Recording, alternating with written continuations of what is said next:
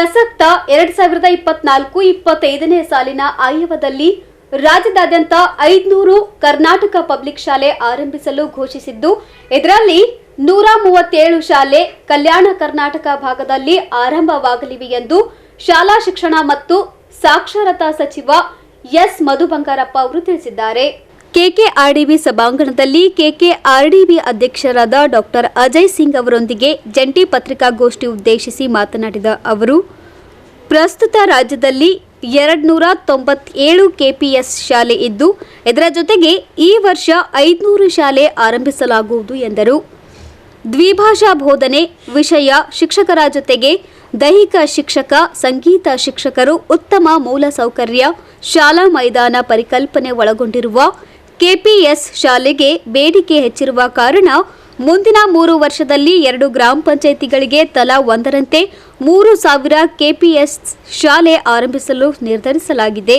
ಇದರಿಂದ ಸರ್ಕಾರಿ ಶಾಲೆಯಿಂದ ವಿಮುಖ ಮಾಡಿದವರನ್ನು ಮತ್ತೆ ಸರ್ಕಾರಿ ಶಾಲೆಯತ್ತ ಸೆಳೆಯುವುದರ ಜೊತೆಗೆ ದ್ವಿಭಾಷಾ ಬೋಧನೆಯಲ್ಲಿ ಮಕ್ಕಳು ಪಾಲಕರಿಗೆ ಅವರ ಆಯ್ಕೆಯ ಭಾಷೆಯಲ್ಲಿಯೇ ಶಿಕ್ಷಣ ನೀಡಲು ಅವಕಾಶ ಕಲ್ಪಿಸಲಾಗುತ್ತದೆ ಎಂದರು. ರಾಜ್ಯದಾದ್ಯಂತ ಇರುವ ಆದರ್ಶ ವಿದ್ಯಾಲಯದಲ್ಲಿ 11 ಮತ್ತು 12ನೇ ತರಗತಿ ಬೋಧನೆಗೆ ಈಗಾಗಲೇ ಆದೇಶ ಹೊರಡಿಸಿದೆ.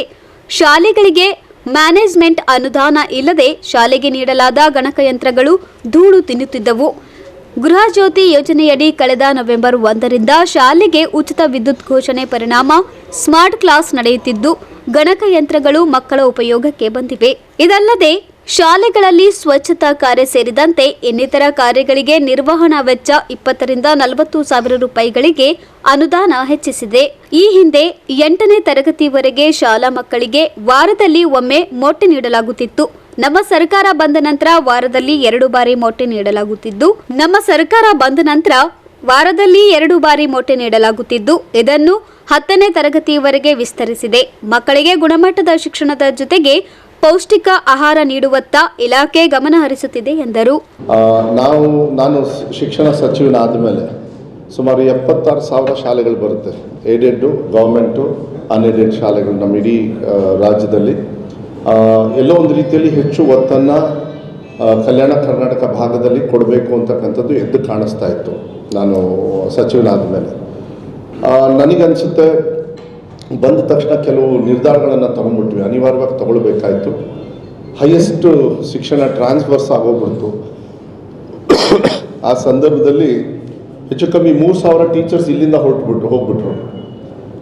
32,000 ಟೀಚರ್ಸ್ ಟ್ರಾನ್ಸ್ಫರ್ಸ್ ಆದಾಗ ಇಲ್ಲಿಂದ 3,500 ಟೀಚರ್ಸ್ ಹೋದರು. 3,000 ಚಿಲ್ಡ್ರನ್ ಇಲ್ಲಿಗೆ ಬಂದಿದ್ದು ಬರೀ 100 ಚಿಲ್ಡ್ರನ್. ಅಲ್ಲಿಗೆ ಒಂದೇ ಸತಿಗೆ ಶಿಕ್ಷಣ ಒಂದು ಕೊಲಾಪ್ಸ್ ಆಗ್ತದೆ.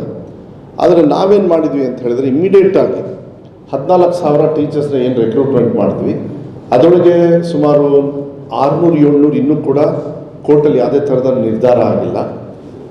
ಆದಮೇಲೂ ಕೂಡ ಸುಪ್ರೀಂ ಕೋರ್ಟಿಗೆ ಹೋಗಿ ಸ್ಟೇ ಆರ್ಡರ್ ತಂದು ಏನು ರಿಕ್ರೂಟ್ಮೆಂಟ್ ಪ್ರೋಸೆಸ್ ನಡೀತಾ ಇತ್ತು. ಇನ್ನೊಂದು 800-900 ಹಾಗೆ ಸ್ಟ್ಯಾಂಡ್ ಬೈ ಇದೆ. ಬಟ್ ಅವ್ರಿಗೆಲ್ಲ ಎಲ್ಲೆಲ್ಲಿ ಹೋಗಬೇಕು ಅಂತೆಲ್ಲ ಕೊಟ್ಟಾಗಿದೆ. ಆದರೆ ಅವರು ಯಾರ್ಯಾರು ಸೇರ್ಕೊಳ್ಬೇಕಾಗಿತ್ತು, ಕೆಲವು ಕಾರಣದಿಂದ ಸೇರ್ಕೊಂಡಿಲ್ಲ. ಅದು ಕೋರ್ಟಲ್ಲಿ ಕೂಡ ಕ್ಲಿಯರ್ ಆಗ್ತದೆ. ಆದರೆ ಇವತ್ತಿಗೆ ಸುಮಾರು 12,000 ಟೀಚರ್ಸು ಇಡೀ ರಾಜ್ಯದಲ್ಲಿ ಆಗಲೇ ಅವರು ಕೆಲಸಕ್ಕೆ ಪಾಠ ಹೇಳ್ಕೊಡ್ತಕ್ಕಂಥ ವ್ಯವಸ್ಥೆಯಲ್ಲಿ ರಿಕ್ರೂಟ್ ಆಗಿ ಹೇಳ್ಕೊಡ್ತಾ ಇದ್ದಾರೆ. ಆ ಸಂದರ್ಭದಲ್ಲಿ ಹೈದರಾಬಾದ್ ಕರ್ನಾಟಕ ಏರಿಯಾಗೆ ನಿಮಗೆ ಸುಮಾರು 3,900 ಟೀಚರ್ಸು ಇಲ್ಲಿ ಬಂದಿದ್ದಾರೆ. ಅದ್ರ ಜೊತೆಗೆ ಹೈಯೆಸ್ಟು ಅತಿಥಿ ಶಿಕ್ಷಕರನ್ನು ರಾಜ್ಯದಲ್ಲಿ ನಮ್ಮ ಸರ್ಕಾರ ಬಂದ ಮೇಲೆ ತೊಗೊಂಡ್ವಿ. 43,000 ಟೀಚರ್ಸ್ ತೊಗೊಂಡ್ವಿ ನಾವು. ಅಂದರೆ 33,000 ಇತ್ತು, ಮತ್ತೆ ಕೊರತೆ ಬಂತು, ಮತ್ತು ಅದು ನಮ್ಮ 43,000 ಟೀಚರ್ಸ್ ತೊಗೊಂಡು ಈಗಾಗಲೇ ಕಲ್ಯಾಣ ಕರ್ನಾಟಕಕ್ಕೆ ಯಾವುದೇ ಕಾರಣಕ್ಕೂ ಟೀಚರ್ಸ್ ಕೊರತೆ ಇರಬಾರ್ದು. ಯಾಕೆಂದರೆ ಬಿಲ್ಡಿಂಗ್ ಇದೆ, ಶಿಥಿಲಗೊಂಡಿದೆ, ಅದೆಲ್ಲ ಇದಾವೆ, ತುಂಬ ಪ್ರಾಬ್ಲಮ್ಸ್ ಇದೆ, ಇಲ್ಲ ಅಂತ ಹೇಳಲ್ಲ. ಇದರಲ್ಲಂತೂ ಇಲಾಖೆಯಲ್ಲಂತೂ ಸಿಕ್ಕಾಬಡೆ ಪ್ರಾಬ್ಲಮ್ಸ್ ಇದೆ. ಆದರೆ ಟೀಚರ್ಸೇ ಇಲ್ಲ ಅಂದರೆ ಅದು ಶಾಲೆ ಅಂತ ಹೇಳೋದಕ್ಕಾಗೋದಿಲ್ಲ. ಆ ನಿಟ್ಟಿನ ಮೇಲೆ ನಾವು ಫಸ್ಟ್ ಟೀಚರ್ಸ್ ಕೊಡ್ತಕ್ಕಂಥದ್ದು ವ್ಯವಸ್ಥೆಯನ್ನು ಮಾಡಿದ್ವಿ. ಅದಾದ ಮೇಲೆ ಸಾಕಷ್ಟು ಕಾರ್ಯಕ್ರಮಗಳಿದ್ದಾವೆ. ಅದನ್ನು ನಾನು ಎಲ್ಲ ವಿಶ್ಲೇಷಣೆ ಮಾಡೋದಕ್ಕೆ ಹೋಗೋದಿಲ್ಲ ಈ ಸಂದರ್ಭದಲ್ಲಿ. ನಾವೇನು ಮಾಡಿದ್ವಿ ಅಂದರೆ, ಈಗ KPS ಅಂತ ಹೇಳಿ ಕರ್ನಾಟಕ ಪಬ್ಲಿಕ್ ಶಾಲೆಗಳು ಡಿಮಾಂಡ್ ಜಾಸ್ತಿ ಆಗಿದೆ.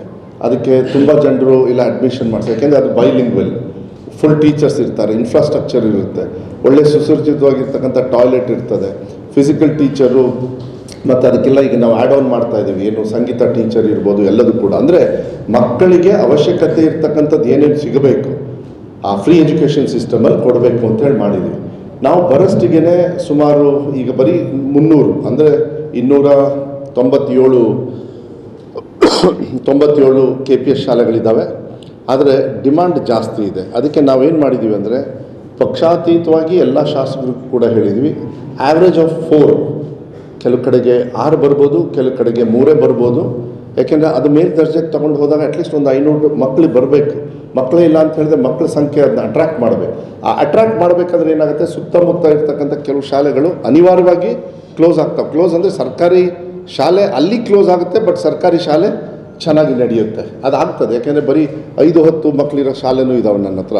48,000 ಶಾಲೆ ಬರೀ ಸರ್ಕಾರದ್ದೇ. ನಾನು ಈಗ ನೇರವಾಗಿ ಅನುದಾನಿತ ಶಾಲೆ ಎಲ್ಲ ಸೇರಿಬಿಟ್ರೆ ನಾವು ನೇರವಾಗಿ ಅವರಿಗೆ ಸಂಬಳ ಕೊಡ್ತಕ್ಕಂಥದ್ದು 58,000 ಶಾಲೆಗಳಿದ್ದಾವೆ. ನಾವು ಏಡೆಡ್ ಆಲ್ಸೋ, ಯಾಕಂದರೆ aided also is similar two hours. ಅದಕ್ಕೆ ಈಗೇನು ಮಾಡಿದ್ದೀವಿ ಅಂದರೆ 500 KPS ಶಾಲೆಗಳನ್ನು ಈ ಅಕಾಡೆಮಿಕ್ ಇಯರ್ ಆದ ತಕ್ಷಣ, ಈಗ ಎಕ್ಸಾಮ್ ಮುಗಿಯುತ್ತೆ, ನೆಕ್ಸ್ಟ್ ಇಯರ್ ಸ್ಟಾರ್ಟ್ ಆಗೋದ್ರೊಳಗೆ ಇರ್ತಕ್ಕಂಥ ಜಾಗ ಎಲ್ಲಿದೆ, ಆ್ಯಡ್ ಆನ್ ಬಿಲ್ಡಿಂಗ್ ಮಾಡಬೇಕು, ಇನ್ಫ್ರಾಸ್ಟ್ರಕ್ಚರ್ ಇನ್ನೂ ಸ್ವಲ್ಪ ಕೊಡಬೇಕು, ಅದೆಲ್ಲ ಆಗಿಬಿಟ್ರೆ 500 ಶಾಲೆಗಳನ್ನು ಇಡೀ ರಾಜ್ಯದಲ್ಲಿ ಮಾಡಬೇಕು ಅಂತೇಳಿ ತೀರ್ಮಾನ ಆಗಿದೆ. ಅದು ಈ ವರ್ಷ ಮಾತ್ರ. ಬಟ್ ನೆಕ್ಸ್ಟ್ 3 years ಒಳಗೆ we are going to have 3,000 KPS ಶಾಲೆಗಳು. ಅಂದರೆ 6,000 ಗ್ರಾಮ ಪಂಚಾಯತಿಗಳು ಬರ್ತವೆ. 6,000 ಗ್ರಾಮ ಪಂಚಾಯತಿ ಅಂದರೆ 2 ಗ್ರಾಮ ಪಂಚಾಯತಿಗೆ 1 KPS ಶಾಲೆ ಕೊಡಬೇಕು ಅಂತೇಳಿ ನಮ್ಮ ಟಾರ್ಗೆಟೆಡ್ ಇದೆ. ಪ್ಲಸ್ ಆಮೇಲೆ ಬೇಕಾದ್ರೆ ಇನ್ಕ್ರೀಸ್ ಮಾಡೋದು ಇದೆಲ್ಲ 3 yearsಲ್ಲಿ ನಾವು ಏನು ಮಾಡ್ತೀವಿ ಅಂತ ಒಂದು ಅಜೆಂಡಾ ಹಾಕ್ಕೊಂಡಿದ್ದೀವಿ. ಅದರೊಳಗೆ ಈಗ ಸದ್ಯಕ್ಕೆ ಈ ಕಲ್ಯಾಣ ಕರ್ನಾಟಕ ಭಾಗದಲ್ಲಿ, ಯಾಕೆಂದರೆ ಟೀಚರ್ಸು ಕೊಡ್ತೀವಿ, ಮುಂದೆ ಟೀಚರ್ಸ್ ಟ್ರೈನಿಂಗ್ದು ಬೇರೆ ಇದೆ, ಅದನ್ನು ನಾನು ಹೇಳ್ತೀನಿ, ಒಂದೇ ನಿಮಿಷದಲ್ಲಿ ಹೇಳ್ತೀನಿ.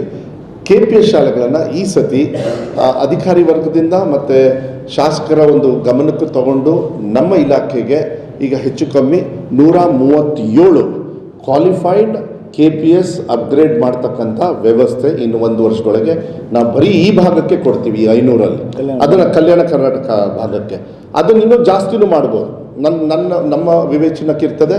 ಅದನ್ನು ಡಿಮಾಂಡ್ ಇತ್ತು ಅಂದರೆ ನಾನು ಇಡೀ ರಾಜ್ಯದಲ್ಲಿ ಹೆಚ್ಚು ಒತ್ತನ್ನು ಈ ಕಡೆನೇ ಕೊಡಬೇಕು. ಯಾಕಂದರೆ ಇಲ್ಲಿ ಅವಶ್ಯಕತೆ 100ಕ್ಕೆ 100 ಇದೆ ಅಂತಕ್ಕಂಥದ್ದನ್ನು.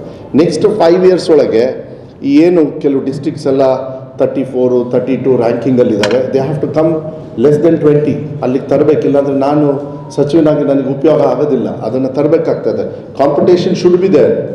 ಈವನ್ 36 ಇರಲಿ, ಬಟ್ ಕಾಂಪಿಟೇಷನ್ ತುಂಬ ನ್ಯಾರೋ ಇರಬೇಕು, ನಾಟ್ ವಿಡ್ತಲ್ಲಿ ಇರಬಾರ್ದು. ಒಬ್ಬರು 76%, ಇನ್ನೊಬ್ಬರು 98% ಹಾಕಿ ಹಾಗೆ ಇರಬಾರ್ದು. ಭಾಳ ಹತ್ತಿರದಲ್ಲಿರ್ತಕ್ಕಂಥ ಕಾಂಪಿಟೇಷನ್ ಆಗಿ, ಆಮೇಲೆ ಎಲ್ಲ ಶಾಲೆನೂ ಕೂಡ ಮೇಲ್ದರ್ಜೆಗೆ ತಗೊಂಡು ಬೈಲಿಂಗ್ವಲ್ನ KPS ಮಾಡೋದಲ್ಲದೆ ಕೆಲವು ಶಾಲೆಗಳನ್ನು ಬೈಲಿಂಗ್ವಲ್ ಮಾಡ್ತಕ್ಕಂಥದ್ದು ವ್ಯವಸ್ಥೆಯನ್ನು ನಾವು ಮಾಡ್ತಾಯಿದ್ವಿ. Shortage of second year PUC, shortage of 10th standard, ಕರೆಕ್ಟಲ್ಲ ಹೈಸ್ಕೂಲ್, ಇದೆಲ್ಲ ಇರೋದ್ರಿಂದ ಎಲ್ಲ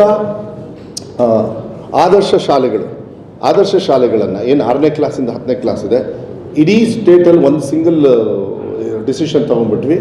ಎಲ್ಲ ಆದರ್ಶ ಶಾಲೆಗಳಲ್ಲೂ first year second year PUC start ಮಾಡಿಬಿಡ್ತಾ ಇದ್ದೀವಿ. ಇದೇ ವರ್ಷ, ಬರೋ ವರ್ಷನೇ. ಅದಕ್ಕೆ ಅನುದಾನನೂ ಕೂಡ ಇಟ್ಟುಬಿಟ್ಟಿದ್ದೀವಿ. ಅದಕ್ಕೆಲ್ಲ ರೆಡಿ ಇದೆ, ಯಾಕಂದರೆ ಇನ್ಫ್ರಾಸ್ಟ್ರಕ್ಚರ್ ರೆಡಿ ಆಗಿಬಿಟ್ಟಿದೆ. ಸೊ ಬೇಸಿಕಲಿ ಇನ್ ಜನರಲ್, ಯಾಕೆಂದರೆ ನಿಮ್ಮ ಕ್ವೆಶ್ಚನ್ ತೊಗೊಳಕ್ಕೆ ನಾನು ಸ್ಟಾರ್ಟ್ ಮಾಡ್ತೀನಿ, ನೀವು ಬೇರೆ ಕಡೆನೂ ಹೋಗ್ಬೇಕಾಗ್ತದೆ. ಬೇಸಿಕಲಿ ಶೂ ಅನ್ನು ಕೊಡ್ತೀವಿ, ಮಿಡ್ ಡೇ ಮೀಲ್ಸ್ ಕೊಡ್ತಾಯಿದ್ದೀವಿ. ಮುಂಚೆ ಹಿಂದಿನ ಸರ್ಕಾರ ಬರೀ 1 ಮೊಟ್ಟೆ ಕೊಡ್ತಾಯಿದ್ರು. ಇದನ್ನು ಅರ್ಥ ಮಾಡ್ಕೋಬೇಕು. ಈ ಕಡೆ ಭಾಗದಲ್ಲಿ ಪೌಷ್ಟಿಕತೆಗೂ ಕೂಡ ನಾವು ಯಾಕೆ ಒತ್ತನ್ನು ಕೊಡ್ತಾ ಇದ್ದೀವಿ ಅಂತ ಹೇಳಿ ನಾನು ಹೇಳಬೇಕಾಗತ್ತೆ. ಅದಕ್ಕೆ ವಿಶೇಷವಾಗಿ ಈ ಕಡೆ ಭಾಗದಲ್ಲಿ ನಾವು ಕೊಡ್ತಾ ಇದ್ದೀವಿ. ಮುಂಚೆ ಬರೀ 8ನೇ ಕ್ಲಾಸ್ವರೆಗೂ ಮಾತ್ರ ನಿಮಗೆ ಮೊಟ್ಟೆಯನ್ನು ಕೊಡ್ತಾಯಿದ್ರು. ನಾವು ಬಂದ ತಕ್ಷಣ, ಏಕೆಂದರೆ 8ನೇ ಕ್ಲಾಸ್ ಮಕ್ಕಳು 8ನೇ ಕ್ಲಾಸ್ ತಟ್ಟೆಯಲ್ಲಿ ಮೊಟ್ಟೆ, ಪಕ್ಕದಲ್ಲಿ 9-10ಕ್ಕೆ ಮೊಟ್ಟೆನೇ ಇಲ್ಲ, ತಟ್ಟೆಯಲ್ಲಿ ಖಾಲಿ. ಪಾಪ ಮುಖ ನೋಡೋರು. ನಾವು ಇದನ್ನು ಹೋಗಿ ನೋಡಿದ್ದೀವಿ. ಎಲ್ಲ ಒಂದು ಮನಸ್ಸು ನೋವಾಗೋದು. ಅದಕ್ಕೆ ನಾವು ಮೊನ್ನೆ ಮುಖ್ಯಮಂತ್ರಿಗಳಿಗೆ ಹೋಗಿ, ಸರ್ ಈ ಥರ ಸಂದರ್ಭ ಇದೆ, ಪಾಪ ಚಿಕ್ಕ ಮಕ್ಕಳು ಅರ್ಧ ಮೊಟ್ಟೆ ತೊಗೊಂಡು ಸೀನಿಯರ್ಸಿಗೆ ಕೊಡ್ತಾರೆ, ಅದನ್ನು ಎಲ್ಲೋ ಒಂದು ರೀತಿಯಲ್ಲಿ ಏನೋ ತಪ್ಪಾಗ್ತಾ ಇದೆ ಅಂತ ಅನಿಸ್ತಾ ಇದೆ ಅಂತ. ಹೌದೌದು, ಸ್ವಲ್ಪ ನಮ್ಮ ಸಿದ್ದರಾಮಯ್ಯ ಅವರಿಗೆ ಸ್ವಲ್ಪ ಈ ಹೊಟ್ಟೆ ಹಸುವು ಬಡವರು ಅಂದರೆ ನಾವು ಆ ಥರ ಬಜೆಟ್ ಜಾಸ್ತಿ ಬರ್ತದೆ ನಮಗೆ. ಹೋಗಿ ನಾನು ಕೇಳಿದ ತಕ್ಷಣ ಅವ್ರು ಒಂದೇ ಸತಿ ಹೇಳಿದರು, ಇಲ್ಲ ಮದು ಇದು ತಪ್ಪು, ಇದು ಹಿಂಗೆ ಆಗಬಾರ್ದು, 10ನೇ ಕ್ಲಾಸ್ವರೆಗೂ ಮೊಟ್ಟೆ ಕೊಡಿ, 1 ಬೇಡ, ವಾರದಲ್ಲಿ 2 ಮೊಟ್ಟೆ ಕೊಡೋಣ ಅಂಥೇಳಿ ಕಷ್ಟ ಇದ್ರೂ ಕೂಡ ನಾವು ಹೋದ ಸತಿನೇ ಆಗಲೇ ನಾವು ಅನುಷ್ಠಾನ ಮಾಡಿ ಈಗಲೂ ಕೂಡ 2 ಮೊಟ್ಟೆ ಕೊಡ್ತಕ್ಕಂಥದ್ದು ವ್ಯವಸ್ಥೆ ಇವತ್ತಿದೆ. ಇದೇ ಸಂದರ್ಭದಲ್ಲಿ ಅಕ್ಷರ ಆವಿಷ್ಕಾರ ಯೋಜನೆಯ ಪ್ರಗತಿ ವರದಿಯನ್ನು ಸಚಿವ ಎಸ್ ಮಧು ಬಂಗಾರಪ್ಪ, ಡಾಕ್ಟರ್ ಅಜಯ್ ಸಿಂಗ್, ಶಾಸಕ ಎಂವೈ ಪಾಟೀಲ್ ಅವರು ಬಿಡುಗಡೆಗೊಳಿಸಿದರು. ಪತ್ರಿಕಾಗೋಷ್ಠಿಯಲ್ಲಿ ಕೆಕೆಆರ್ಡಿಬಿ ಕಾರ್ಯದರ್ಶಿ ಎಂ ಸುಂದರೇಶ್ ಬಾಬು, ಶಾಲಾ ಶಿಕ್ಷಣ ಇಲಾಖೆಯ ಅಪರ ಆಯುಕ್ತ ಡಾಕ್ಟರ್ ಆಕಾಶ್ ಶಂಕರ್, ಜಿಲ್ಲಾ ಪಂಚಾಯತ್ ಸಿಇಒ ಭವರ್ ಸಿಂಗ್ ಮೀನಾ, ಕೆಕೆಆರ್ಡಿಬಿ ಮಂಡಳಿ ಅಧೀನ ಕಾರ್ಯದರ್ಶಿ ದಯಾನಂದ್ ಪಾಟೀಲ್ ಉಪಸ್ಥಿತರಿದ್ದರು. Bureau report in Gulbarga news.